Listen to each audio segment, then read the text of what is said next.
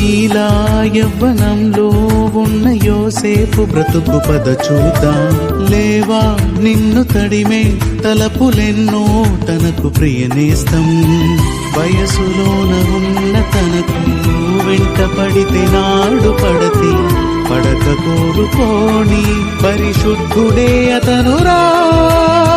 నటుని అనుసరించి నీవు అతని అనుసరించి చూడు. కోరికలకు కళ్ళెమేసి వెలుగుతావురా.